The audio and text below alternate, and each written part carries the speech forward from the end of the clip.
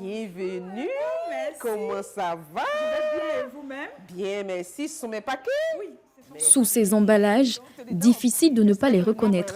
Les traditionnels bonbons à l'arachide de votre enfance. Ouh là là! Mais ici, revisités et commercialisés depuis quelques années par cette femme, Rachel Ndeni, la trentaine.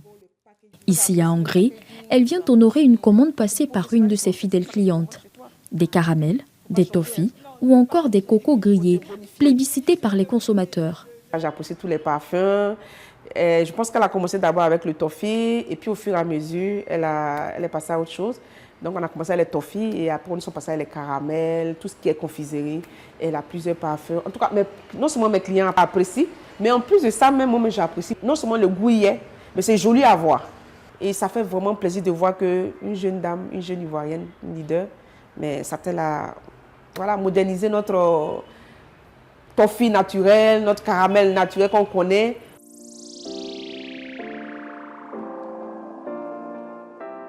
C'est ici, dans la commune de Benjerville, à Abidjan, que la jeune entrepreneur s'est lancée il y a 3 ans, le pari de semi-industrialiser la production de ses friandises, dont pour l'heure, l'essentiel du travail se fait à la main.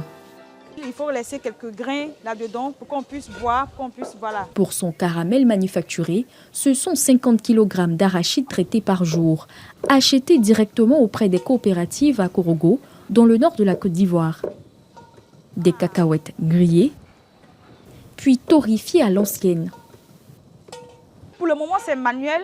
C'est vrai que c'est pas évident, c'est pas facile, mais déjà traditionnellement, c'est comme ça qu'on connaît.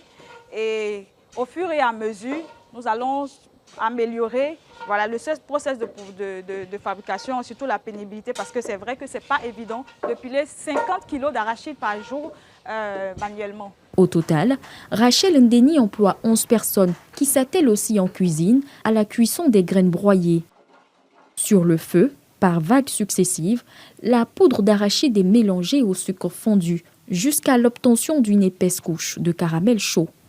Pas 1 gramme de plus, comme j'ai dit, pas 1 gramme de moins. Au quotidien, Rachel Ndeni est au four et au moulin.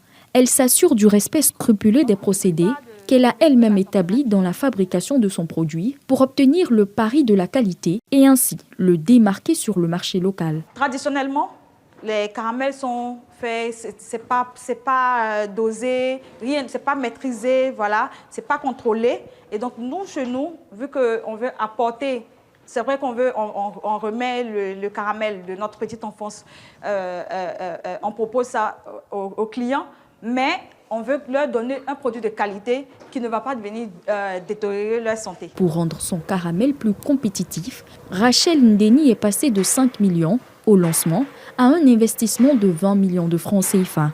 Au fil des ans, elle entend moderniser sa production et s'est récemment équipée de cette machine qui lui permet d'ensacher plus rapidement et en grande quantité ses carrés de friandises. Au départ, quand on produisait de manière manuelle, carrément toute la production était manuelle, nous produisions 1500 à 2000 bonbons par jour.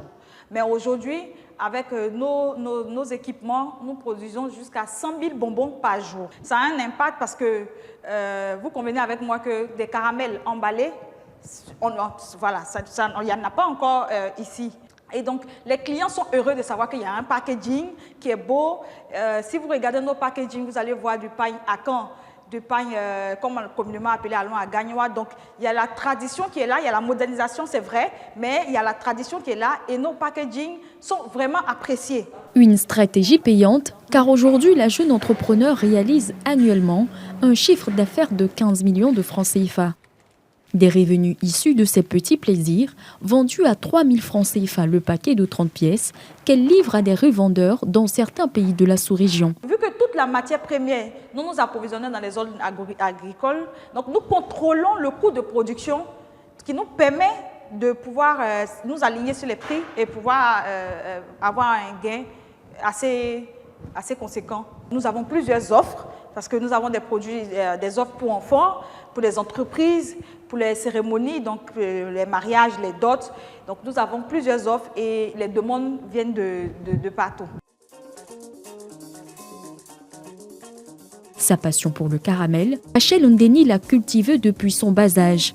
D'inoubliables souvenirs qu'aime à se rappeler Rachel Ndeni et sa sœur aînée lorsqu'elles se retrouvent. Je suis fière, je suis fière.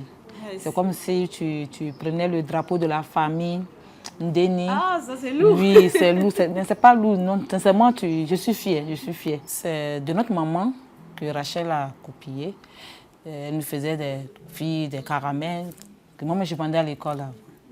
Et aussi, quand elle arrivait, elle aimait tellement manger. Et quand elle arrivait, je crois, près de CM1 par là, maman dit, bon, tu vas commencer à vendre. Et quand elle part à l'école, elle va avec, pour 1000 francs, elle t'amène 500 francs, parce qu'elle bouffe la moitié. Une petite victoire pour Rachel Ndeni, qui, grâce à ce projet, s'est taillé la part belle en 2022, en remportant le prix Alassane Ouattara du jeune entrepreneur émergent. Mais elle rêve encore plus grand, un jour peut-être, avoir toute une usine et exporter son caramel.